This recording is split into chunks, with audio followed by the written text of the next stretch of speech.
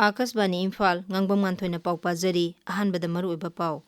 Manipurda leiriba petrol pump singda security ningthina piragani haina Raija Police na thajaba pikre Bharat amasung New Zealand gi marakta free trade agreement satnaragani amasung Kendra gi Donor Mantri Jyotiraditya Sindhya yauna ngarang ahum suba awang nongpolamdam gi high level task force gi mifam pangthokre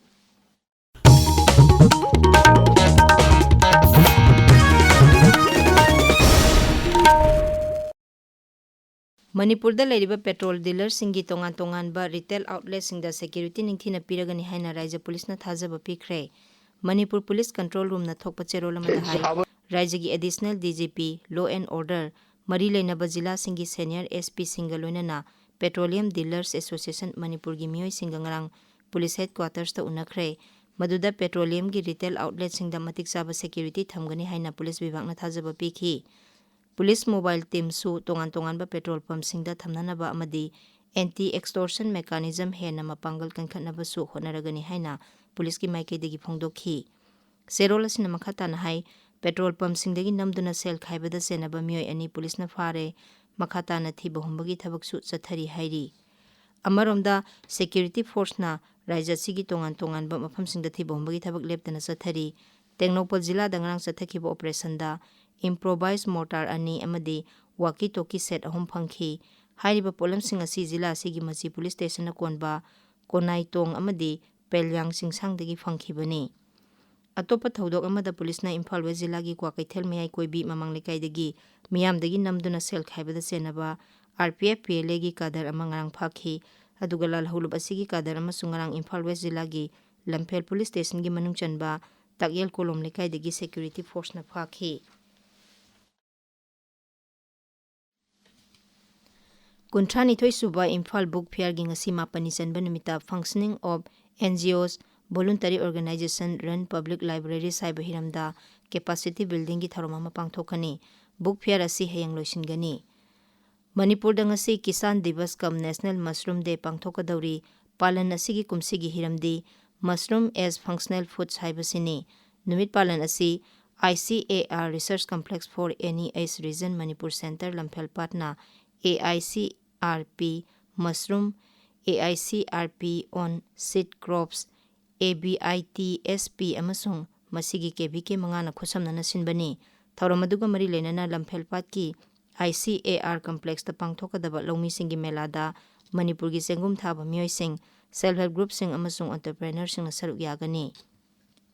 Rup Mahal Theater gi marphumdoi suba mapokumon thawram amasung kuntra mari suba maitram bire award yenthokpagi thawram ngasi nungthil theater sida pangthoklagani thawramaduda Manipur State Kala Academy ga khusamnana kunmari suba Rup Mahal Artist Memorial Drama Festival haudokani amasung Manipuri drama gi sahi sa masurokpagi thawram su pangthokani Senapati jila da ingbagi sang Celsius degree 3.23 yauki Raija gi Environment and Climate Change Directorate na piba ngarang phawbagi ayang asagi report matung ina Ukhrul jila da ingbagi sang Celsius degree 3.08 Imphal West jila da 3.39 Kangpokpi jila da 9.13 Bisnupur jila da 9.3 oikhi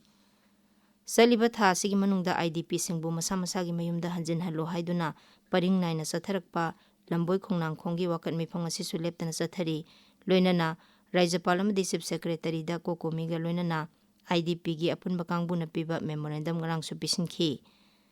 None jila da leiba Territorial Army Unit amasung Heart Foundation and Research Institution na sangai thel amasung kachi khulgi nupi singda ngarang fitu naba machine tara yenthokre Stitching a Bright Future haiba flexi program gi makhada machine sing adu nupi singbu senthok lehenaba pandam da pibani tabiriba pawse akasbani Imphal dagini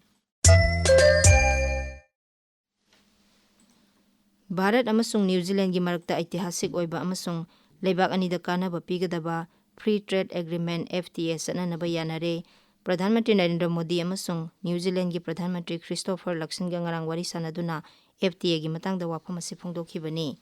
Social media da thagatpa warola mada Sri Modi na hai agreement asigi makhada Bharat amasung New Zealand gi marakta lakliba sahi mangada lalol itiki sang saruk ani hengarhanaba pandam thamli mangna hai New Zealand na lakadoriba sahi tara mangada leba asigi tongan ba sector singda $1 billion kun thadagadaba si Bharat na taramna oi New Zealand की प्रधानमंत्री लक्सन्ना FTA असिना New Zealand की पोथोक्सिंग Bharat पुसिलक्पदा लौरंबा tax चादा 35 हंथगदबा यामना सिंथानिंगाई ओइबा agreement अमनी हाइना फोंदोखी Hiram असिगी मतंगदा केंद्र की commerce and industry मंत्री Piyush गोयलना new Delhi दा पाउमिसिंग दा high मालेम की जियोपॉलिटिक्स ता लेबा असिगी कूटनीति की मरु ओइबा हेंगलकली हाइबदो एग्रीमेंट असिना ताकली श्री गोयल ना high It's our third FTA with a Five Eyes nation, Australia, UK and now New Zealand. We are soon going to launch discussions for the terms of reference with Canada also. And we are already at an advanced stage in our discussions with the USA. This reflects the growing strategic importance of India in world geopolitics. केंद्र की donor मंत्री Jyotiraditya Scindia यावना ngarang ahum suba awang nopulam damgi high level task force on infrastructure logistic cost amasung connectivity gi matang da mepham pangthokre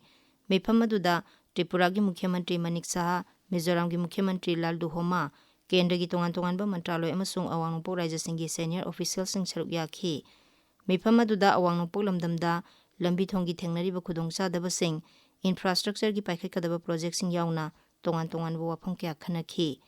मिफम अदुदा Tripura की मुख्यमंत्री श्री मनिक Sahna अवांग नोंपोक लमदमदा connectivity ngamkhai lana lalolitik tawba digital amasung financial mechanism gi matangda road map puthokhi mahakna awang nokpok lamdambu amata oina saukhathanaba kendra gi mantraloy sing roads and highways railways civil aviation port shipping and waterways power IT telecom amasung petroleum amadi natural gas mantraloy singna saukhat thorang kya paikhatpinaba su taksinki ngasi phongba pause singi maroiba pausingi damak haujik Waikhom Chitradhani leire Chitradhani थागतचरी nganthoi Manipur irangi matangda RSS ki luchingmogi wafam petrol pump gi khongjang handokhiba amadi MG Narega gi matangda Congress ki wafam na ngasi phongba pauchi singi maroiba pausing oiri Manipur da santi hanjil hanbada matam changani leptana wari sanabagi tangai fadaba lei haiba RSS luchingba Mohon Bhagavat ki wafam poknafam gi ahanba lamaida fongle Security force na khutlai lising tarek cha mataramapa lokhatpa ngamle masigi manungda tampaki mafam singdagi lokhatkiba khutlaina chada humfuhumdoi dasmik taret chino oiri haiba pawasi People's Chronicle gi ahanba headline tori Sangai Express Manipuri edition da ngamkhai sambal thudeklambagi wathok leiringaida sambal khadanaba lenga ka UNC ga wari sanakre haina anishuba headline tori MG Narega bu VB Jiramji haina thonkhiba asi Mahatma Gandhi bu ikai khumnadabani haiba Congress ki wafam Sangai Express English edition gi ahan balamaida fongle Lupalak mapal hena changkiba Nambul Turel gi rejuvenation amasung conservation gi thabak loisile haibadagi completion report ta pangthokhi haiba thabak khara gi matangda governor da open letter ama pisin khreiba pawasi huyelan pawgi ahan bal headline tori